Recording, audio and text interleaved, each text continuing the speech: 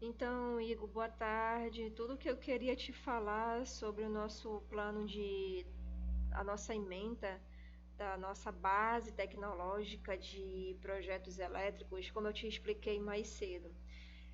Tem essa relação onde você estuda projeto elétrico voltado aqui para a tua área, justamente de edificações, e tem o projeto elétrico aqui na parte de edificações, é justamente onde você vai verificar toda a natureza da eletricidade, lei de omnipotência, circuito em série em paralelo de corrente contínua e os princípios da corrente alternada. Hoje, o nosso assunto básico iria, né, na verdade, nós vamos ficar com esse daqui, que é a natureza da eletricidade, em sequência, né? Amanhã sobre a lei de omnipotência, que eu já tenho alguns materiais disponíveis para te passar.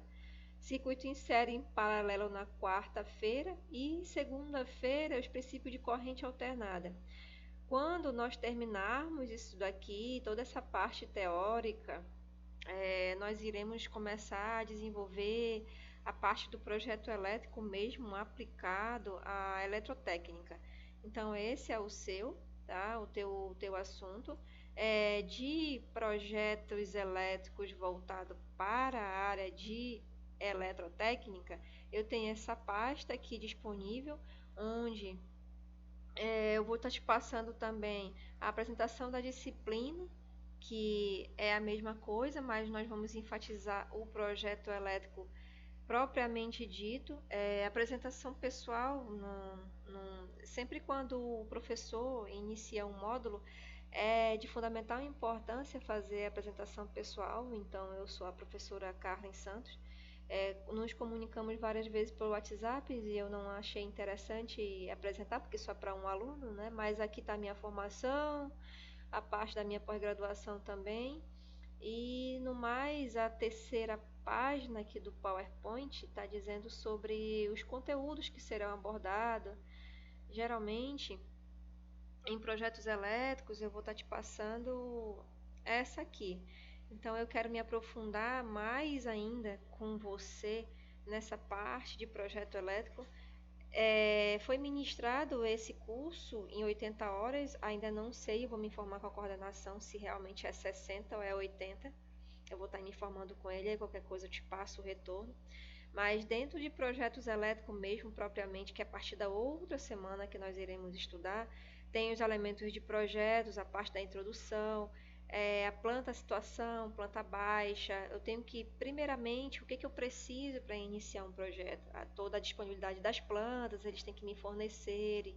As condições de fornecimento de energia elétrica também é da concessionária, que tem a obrigação de nos fornecer o padrão de entrada da concessionária, as características das cargas. É, Aqui no slide 4 ainda são sobre os elementos de projetos, são as normas recomendadas. Eu creio que o teu assunto, o teu módulo deve sim ser de 80 horas, porque projetos elétricos ele engloba muito assunto na parte de que exige as normas, exigências básicas, a segurança que eu tenho que ter tanto da parte de segurança voltada para NR10, operacional, equipamento de proteção individual, equipamento de proteção coletiva, a capacidade de reserva que eu tenho que ter domínio em projeto, o que, que significa a flexibilidade, a acessibilidade e as condições de fornecimento de energia elétrica. Ainda assim, esse slide 4 ele só fala basicamente de elementos de projeto. Então, hoje, mais do que interessante é saber o que você vai estudar no decorrer dessas 80 horas ou 60 horas, a nível do teu conhecimento. Então, ainda para fechar elementos de projetos, nós vamos verificar a concepção do projeto, a divisão de cargas em blocos, localização dos quadros de distribuição dos circuitos terminais e também a localização da subestação de transformação. Não é em qualquer local que eu posso deixar uma subestação, eu tenho que fazer cálculos específicos dependendo do projeto de cada empresa, dependendo do ambiente, dependendo da infraestrutura da empresa, enfim, isso aqui tudo é calculado e é isso que você tem que dominar em projetos elétricos, tá? A partir de Para também finalizar essa parte de elementos de projetos, eu ainda tenho vários fatores que podem influenciar, como o meio ambiente, a temperatura, a altitude, presença de água, presença de corpos, presença de substâncias corrosivas, as vibrações e os raios. Por isso que quando eu faço o desenvolvimento, nós fazemos um desenvolvimento de projetos elétricos, eu tenho que verificar a possibilidade dos raios, que é onde justamente eu trabalho o SPDA, o que demais esses fatores eles podem colaborar para que eu execute um bom projeto. Tá? Então, essa é a parte importante. Eu também tenho um grau de proteção, que são presença de água, presença de poeira. Então, tudo isso são graus de proteção que também nós vamos estudar. Sistema primário de distribuição interna, sistema radial simples e o com recurso. Então, tudo isso é voltado para a parte de projeto elétrico, os sistemas secundários, onde realmente tem que ficar os circuitos terminais de motores, os circuitos de distribuição, tudo isso é calculado através de centro de carga, determinação de demanda e potência e o memorial descritivo que eu tenho que aprender a desenvolver, o que consta no memorial descritivo, as simbologias, as informações que devem constar em um projeto elétrico industrial. Então, eu ainda tenho dentro do projeto elétrico, o número 1 foi somente aquele. O número 2, eu tenho que ter conceito de iluminação industrial. Como eu expliquei, Igor, teve um problema nesse microfone. Vou estar pedindo ajuda do meu filho para a gente tentar resolver essa situação para ti até amanhã, para que a gente não possa ter nenhum tipo de problema em relação ao conhecimento que você tem que adquirir, tá? Então, o conceito 2 ainda de projeto elétrico e iluminação industrial, onde você vai estudar todos esses conceitos básicos, a introdução, o conceito de luminotécnica, fazer cálculo de luminárias também, a quantidade de luminárias que eu tenho que ter dentro de um galpão industrial, isso é muito importante. E a parte básica nossa de iluminação industrial é que é diferente quando eu trabalho num projeto residencial e industrial, tá? Então a gente vai focar muito para a área industrial porque é a que mais exige no mercado. É, Porque projetos elétricos ele foca muito na indústria. Ele não está amplamente e basicamente voltado para instalações elétricas prediais. Prediais você tem toda aquela parte de instalações residenciais, já é um outro módulo, então nós vamos focar basicamente o nosso projeto elétrico para a área da indústria. É onde você tem a iluminação industrial. Quais são os dispositivos de controle que eu tenho que estudar? O básico, né, que são os reatores, os ignitores, as luminárias. Ainda assim, isso aqui é um pouco defasado ao conhecimento da automação elétrica, que hoje é muito difundida para projetos, porque hoje você tem novos dispositivos, a automação elétrica ela vem crescendo muito na parte industrial, onde você faz as melhorias, que é justamente para trabalhar com reduções de custo. Então, isso daqui só é um básico mesmo, é o nosso conceito básico da iluminação industrial. Ainda também as características, como eu tenho que fazer uma iluminação de interiores, isso tudo é calculado, porque eu tenho um cálculo de iluminação de acordo com lumens, de acordo, então tem toda essa carga, tá, de cálculo para que eu possa colocar no galpão. Não é qualquer tipo de luminária, eu tenho luminária específica para colocar no galpão industrial e isso envolve ainda projeto elétrico. Dentro de iluminação industrial ainda eu tenho a iluminação de emergência, porque eu tenho que ter o sistema autônomo de emergência também, o banco de baterias, os geradores auxiliares, ele tudo consta dentro de iluminação industrial ainda. Os circuitos, que é a partir do capítulo 3 que temos que estudar, é curto-circuito nas instalações elétricas, porque isso é calculado. Quando eu desenvolvo qualquer projeto, eu tenho que ter cálculo de corrente de curto-circuito presumida, cálculo de curto-circuito na parte de instalação de subestação, e tudo isso é a base de cálculo para que a gente possa prever e trabalhar de acordo com a minha análise de instalação. Aí tem o número 3, aqui eu errei, mas é o número 4, tá? Onde você trabalha o dimensionamento de circuito de baixa tensão. que até eu tenho até uma certa limitação. Vocês têm um certo tipo de trabalho a ser desenvolvido dentro do curso de edificações e de eletrotécnica.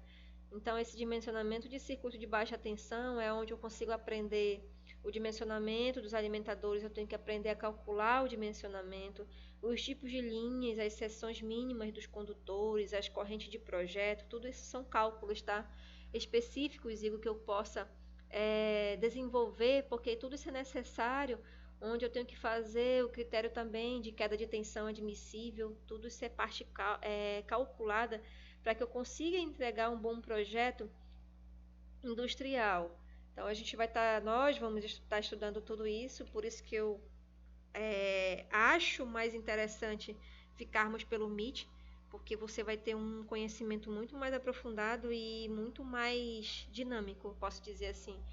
E ainda no número 4, ainda se refere sobre o dimensionamento, o tipo de dispositivo que eu tenho que escolher contra a proteção de sobrecarga, a escolha, perdão, seção dos condutores neutro, condutor de proteção. E isso não é um bicho de sete cabeças. A partir da outra semana, quando nós começarmos a estudar essa parte de cálculo mesmo, de projeto, tudo isso vai estar em ordem. Dimensionamento de circuito ainda de baixa tensão, eu tenho os eletrodutos, saber escolher o melhor eletroduto, as caneletas, as calhas, os tipos de eletrocalhas, as bandejas, os túneis, então tudo isso eu tenho que prever quando eu desenvolvo um projeto. Depois eu tenho que estudar dentro de projetos elétricos o fator de potência. O que significa? Por que eu preciso de um fator de potência para que eu consiga trabalhar melhor a minha eficiência em relação ao projeto, né? Quando eu falo de fator de potência, eu falo dos fatores dos conceitos que nós vamos abordar, das causas que podem ser do baixo fator de potência, porque quando eu tenho muita perda, no caso perda Joule, os equipamentos eles têm muita perda, né, por calor, por efeito Joule. Então, se eu tiver um baixo fator de potência ali trabalhando dentro de um projeto que eu vou desenvolver, se eu não calcular isso direitinho, eu vou estar comprometendo a minha eficiência do meu projeto, a minha eficiência da minha instalação elétrica, né? Então, eu tenho que calcular, eu tenho que estudar o fator de potência, eu tenho que determinar o fator de potência para que eu possa ter uma boa eficiência no meu projeto.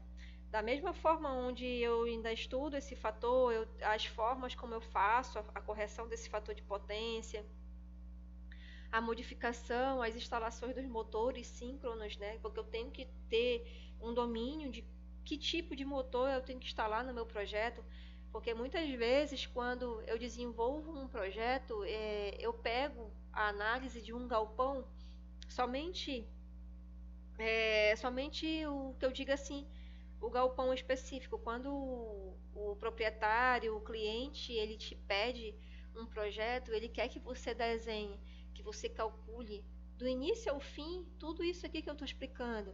Então você tem que ter essa noção de onde vai ser calculado, onde vai ficar o centro de carga, onde vai ter que colocar o quadro de distribuição para dali fazer toda a distribuição e alimentação.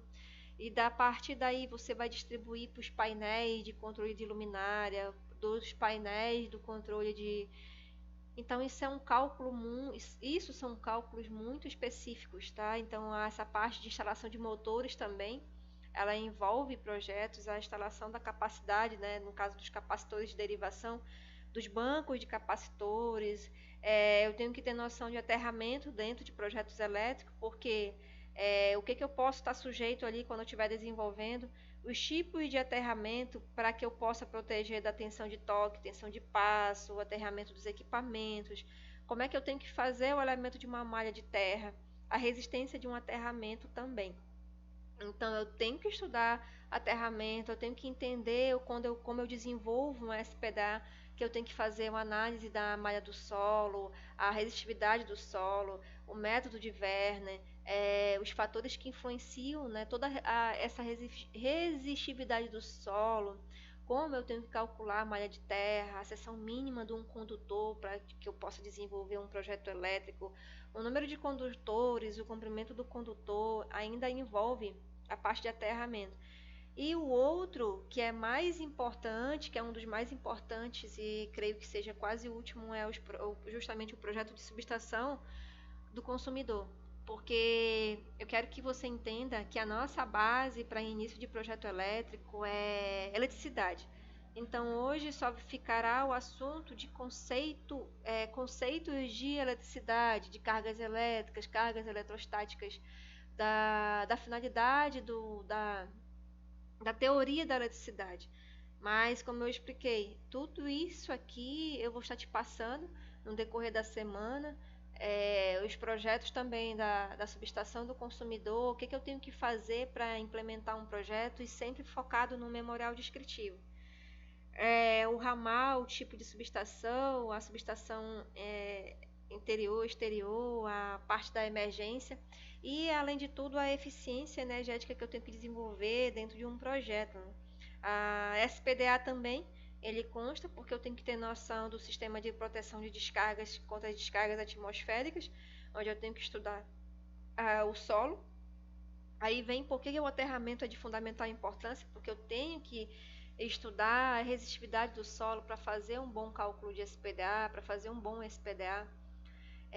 Porque dentro do SPDA eu vou verificar os efeitos, as descargas sobre os seres vivos e eu tendo esse conceito, eu consigo desenvolver um sistema de proteção de descargas atmosféricas adequado para qualquer local dentro de uma indústria.